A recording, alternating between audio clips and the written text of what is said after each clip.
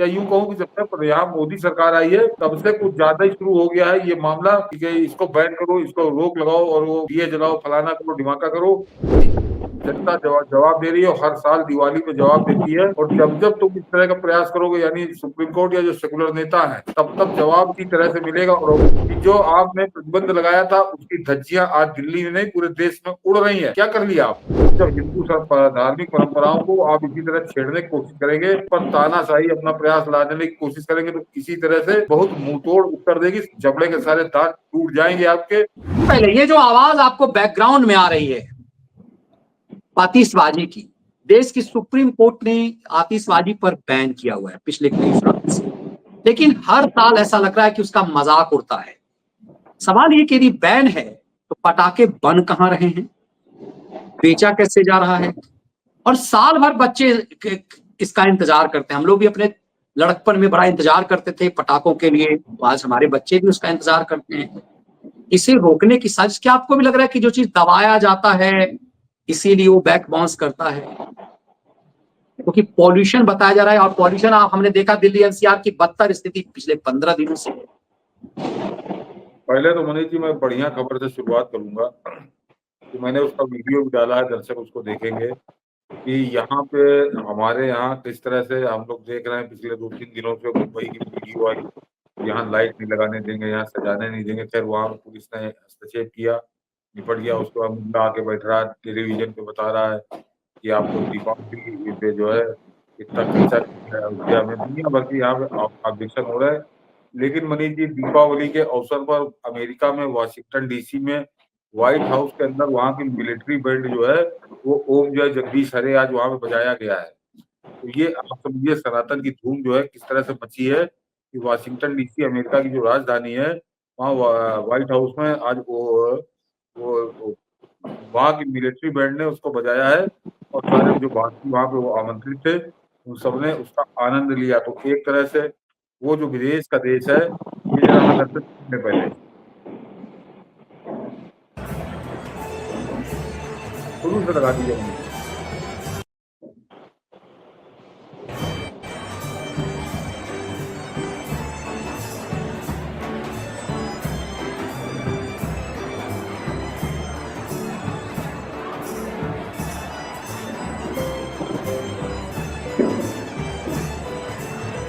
जी, बड़ा आनंददायक है।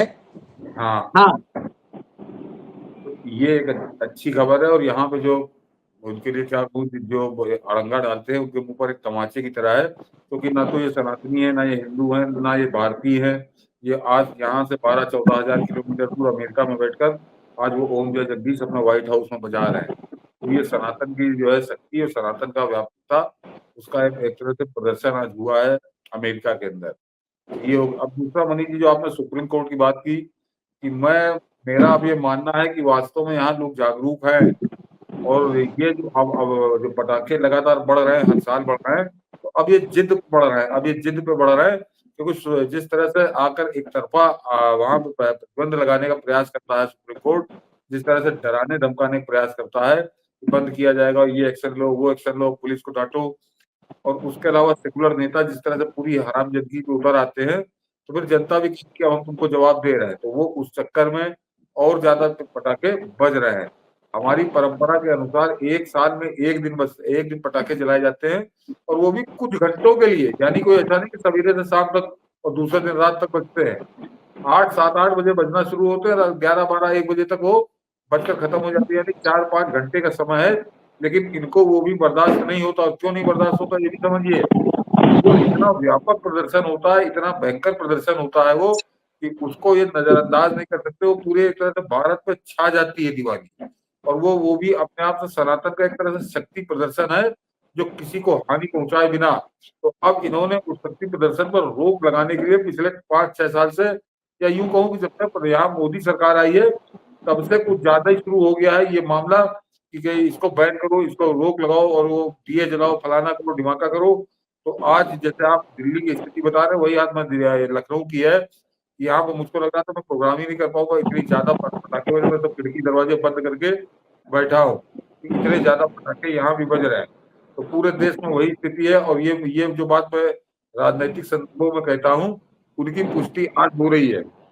जैसे मायावती ने यहाँ पर उत्तर प्रदेश में मना कर दिया था कि जाओ नहीं माने, और बिल्कुल खुला आदेश जो एक पर्टिकुलर एक काम के लिए था, और सुप्रीम कोर्ट ने कहा इसको तत्काल बैन करो, तो वहां पे तत्काल बैन करने के बजाय मायावती ने सुबह और शाम काम शुरू कर दिया था, और काम पूरा करके आज वो पूरा महल ऐसा खड़ा है। तो वो तो मायावती और सुप्रीम कोर्ट का मामला था, लेकिन जब जनता की बात करोगे तो जनता इसी तरह से जवाब देती है। जनता वहां लड़ने नहीं जाती, वहां मुकदमेबाजी करने वो नहीं जाती। जनता जवाब दे रही है, हर साल दिवाली पे जवाब देती है। और जब जब तुम इस तरह का प्रयास करोगे, यानी सुप्रीम कोर्ट या जो सेकुलर नेता है, तब तब जवाब इसी तरह से मिलेगा। और मेरा सवाल तो मनीष जी वही खड़ा है कि जो आपने प्रतिबंध लगाया था उसकी धज्जियां आज दिल्ली में नहीं पूरे देश में उड़ रही हैं। क्या कर लिया आप? ये आप अपनी शक्तिहीनता का, अपनी कमजोरी का, और अपने जो आपके अनर्गल प्रयास होते हैं किसी एक परंपरा को दबाने के, उसका मुंह तोड़ जवाब जनता आज ये दे रही है। और ये तो ये केवल मनीष जी दिवाली नहीं, वो एक जरा कुछ क्षेत्रीय मामला है जो तमिलनाडु और कर्नाटक या दक्षिण भारतीय राज्यों में जो होता है जल्लीकट्टू, उस पर भी इन्होंने इसी तरह का अनर्गल प्रतिबंध लगाया था। तुगलकी प्रतिबंध कह दीजिए कि इसको तत्काल बंद करो। उसके बाद वहां पर जैसे जनता निकल पड़ी सड़क के ऊपर। आज की तारीख में जल्लीकट्टू बहुत जमकर होता है, और मेरे ख्याल से फिर उसका समय आ रहा है, जनवरी फरवरी में संभवतः वो होता है। तो आप जब हिंदू धार्मिक परंपराओं को आप इसी तरह छेड़ने की कोशिश करेंगे, उस पर तानाशाही अपना प्रयास लाने की कोशिश करेंगे, तो इसी तरह से बहुत मुंहतोड़ उत्तर देगी। जबड़े के सारे दांत टूट जाएंगे आपके, और आप उसको रोक नहीं पाओगे। और पिछले 10 साल से तो कोशिश कर ही रहे हो, कभी ये प्रतिबंध, कभी वो प्रतिबंध। तो आज मनीष जी एनसीआर का बता रहे हैं, मैं लखनऊ बता रहा हूँ, और वैसे भी कोई बताने की कोई जरूरत नहीं है। पूरे देश के अंदर दिवाली इसी धूमधाम से मन रही है, और ये मनती रहेगी। इसको रोक कोई नहीं पाएगा। तो आइंदा कम से कम इस बात का ध्यान रखिए। और आपका बल्कि आपके प्रतिबंध से वो कुछ ज्यादा ही हो जाता है, तो ये फर्क पड़ता है।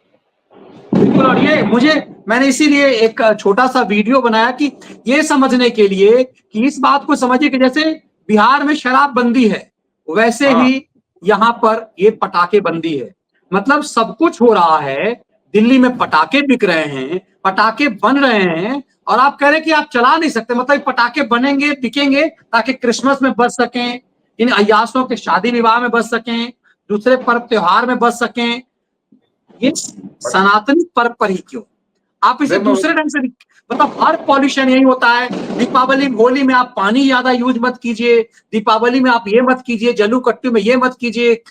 आप वो जो मुंबई में जो गोविंदा होते हैं उस पे भी एक प्रतिबंध सुप्रीम कोर्ट ने, हर चीज पे यार परंगा। और इतने जो बकरीद में आप देखिए कि चिरकुट सा 2-2 कौड़ी का मौलाना टीवी पर बैठ के कहता है कि इससे पॉल्यूशन होता है। इसीलिए हमने एक छोटा सा वीडियो साझा किया है, जरा देखिए कि ये स्थिति है। मैं सीधा प्रसारण किया। आप सबको दीपोत्सव हार्दिक शुभकामनाएं, आपका जीवन मंगलमय हो, इसी तरह जगमगाती रहो, यह शुभकामनाएं। दिल्ली एनसीआर की पटाखों वाली दिवाली है, जिस पर देश की सबसे बड़ी अदालत की रोक है, दिल्ली सरकार की रोक है।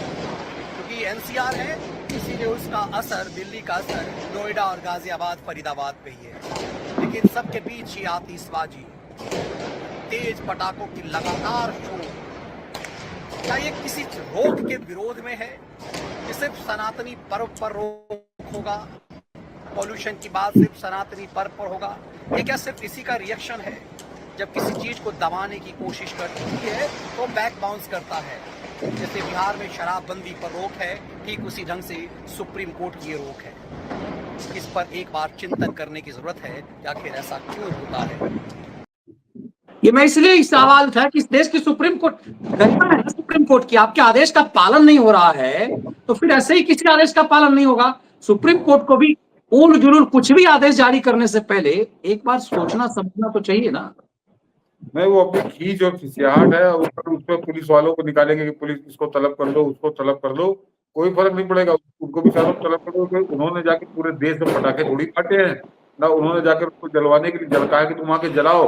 वो कैसे पता करते हैं? यहाँ पे सामूहिक कार्यक्रम हो रहा है, लेकिन आप कल परसों में जरा अखबार में पढ़ेंगे कि इन्होंने फलाने कमिश्नर को बुला लिया, ढिमाके कमिश्नर को बुला लिया। अपनी खींच, अपनी झल्लाहट उसको उन गरीब वर्दी वालों पर निकालेंगे, तो वो भी सुनेंगे, और इस कान से सुनेंगे, उस कान से निकाल देंगे। उनको मालूम है क्या फर्क पड़ता है। और इनको अपनी खींच निकालनी है तो निकाल लेने, तो वो स्थिति इन्होंने पैदा कर दी है। मैंने कहा ना, अपनी कमजोरी, और मैं उस शब्द को इस्तेमाल नहीं करना चाहता हूँ कि अपनी उसको वो एक तरह से ये जाहिर करते हैं हर दिवाली पे, पूरी तरह नंगी करते हैं कि देखो हमारी क्या हैसियत है और जनता हमारे आदेशों का कैसा पालन करती है और जनता हमारे बारे में क्या समझती है हमको और हमको क्या सोचती है। इसका नमूना आज पूरी दिल्ली, पूरा देश को दिखा रहा है। मगर अब भी अगर नहीं समझ में आता तो अगले साल फिर हम देख सुनेंगे कि भाई आ गया, एक आदेश आ गया। और वहां पे जितने ये सेकुलर नेता है, ये तो बेशरम है, खैर ये पूरी तरह से इन्होंने लाज शर्म देश की खा ली है और ये तो देश के खिलाफ जाने का ठेका लिए हुए हैं, तो इनके बारे में तो बात ही करना बेकार है। बिल्कुल ऐसा लगता है कि करप्शन का अड्डा हो जाता है। देखिए, इलीगल यदि आतिशबाजी बाजार में बिक रही है तो सोचिए 2 के 10 का बिक रहा है, महंगा बिक रहा है, और उसके बाद खतरनाक पटाखे हैं जो आपको सिर्फ लाइटिंग वाला है। कई बार आप लाइटिंग के लिए कर रहे हैं, एकाएक पता चला फट गया हो, ये खतरनाक खतरा भी है। मैं बताऊंगा नहीं, हाँ ये मुद्दा आपका ये बहुत बढ़िया है कि पटाखे बनने पे रोक क्यों नहीं लगती। ये आपको ताजुब होगा, ताजुब क्या होगा, मेरे ख्याल से लोग जानते होंगे, हम लोग तो हमारी पीढ़ी से बहुत अच्छे से परिचित है कि जितने पटाखे पूरे हिंदुस्तान में बजते हैं उनमें से कम 60 से 70% पटाखे उस प्रदेश में बनते हैं जो बड़ा सेकुलर है, वो बिल्कुल सनातन को लगातार पानी पी के गाली देता है। उसका नाम है तमिलनाडु में शिवाकाशी। आप देखते हो शिवाकाशी के पटाखे बड़े मशहूर हैं, तो तमिलनाडु इसका बहुत बड़ा सेंटर है। और वो क्यों, उसको वो पटाखे बनने पर रोक क्यों नहीं लगती, जरा ये भी मनीष जी समझ लीजिए कि पटाखे बनाने का कारोबार लगभग 95% वो उस शिवाकाशी के अलावा और हिंदुस्तान में जहां जहां पटाखे बनाने का कारोबार, ये धंधा होता है, ये 100% मुसलमान करते हैं। तो मुसलमानों के पेट पर लात न पड़े, वो बनाकर अपना बेच लें। उसके बाद जो बेचने वाले हिंदू हैं या चलाने वाले हिंदू हैं, उन पर हम कहर बरसाएंगे। जब मालूम है तुमको कि ये बंद बैन होना है, तो जो चीज समाज में बैन है तो क्यों नहीं बैन लगाते, तुम पटाखा बनाते, अगर पकड़े जाओगे तो तुमको 10 साल की सजा होगी, क्योंकि मुसलमानों की रोटी पे लात पड़ेगी, उनके पेट पे लात पड़ेगी। वो अपना वो गलत काम करते रहे, वो गोरख धंधा करते रहे, काला धंधा अपना करते रहे, और उसके बाद जब उसको कोई खरीद के जलाएगा तो उसको हम बंद करेंगे। तो ये है कि मुसलमानों को कोई नुकसान ना हो, मुसलमानों को वो काम चलता रहे, उनका पेट पलता रहे, और बाद में हिंदुओं को दंड दिया जाए, तो ये दोगलापन जो आता है। अन्यथा ये तो वही वाली बात होगी, तुम कह दो कि कच्ची शराब बनाने वाले को सजा नहीं होगी, पीने वाले को सजा होगी, ताकि वो बना के बेचते रहे, जो पिएगा उसको सजा होगी।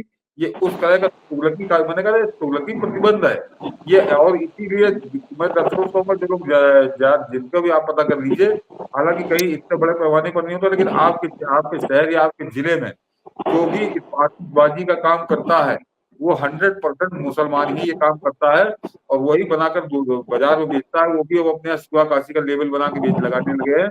और बाकी अगर हम लार्ज स्केल में बात करिए तो शिवाकाशी में 365 दिन पटाखे बनते हैं, केवल दिवाली के इंतजार में, तब वो पूरे देश को सप्लाई कर पाते हैं। तो तमिलनाडु जहाँ पे मुसलमान सेंटर है, ये नहीं बंद करेंगे, और ये हिंदुओं पर डंडा चलाएंगे। ये है इनका फैसला है, बंद है, उसका दूसरापन है। बिल्कुल, आज तो इतना शोर है कि हमें शो करना भी बहुत मुश्किल हो पा रहा है, आवाज भी किस रूप में पहुंच रही है। ये समझने की जरूरत इसलिए आज है कि ये बैन, आपने बहुत अच्छा मुद्दा उठाया, ये बैन पटाखों की आतिशबाजी की होती है, उसके बनाने पर क्यों नहीं होती है? क्योंकि एक समुदाय विशेष इस पेशे से है और इसीलिए बनाने पर रोक नहीं होती। खेल इस बात का है, आज हमारे नोएडा में जहां पे मैं रहता हूं आसपास में, जहां पे पटाखे बिक रहे थे वहां आग लग गई। अब स्वाभाविक सी बात है, वो बेचने वाले को कार्रवाई भी होगी, उससे कोई मुआवजा भी नहीं मिल पाएगा क्योंकि बेचना इलीगल है। तो चूंकि उसके यहाँ आतिशबाजी आग लग गई, वो फंस गया, लेकिन बाकी लोगों ने खूब कमाई की। और ये ज्यादातर बेचने वाले भी सब उसी समुदाय के हैं। इस खेल को भी बहुत गहराई से समझने की जरूरत है।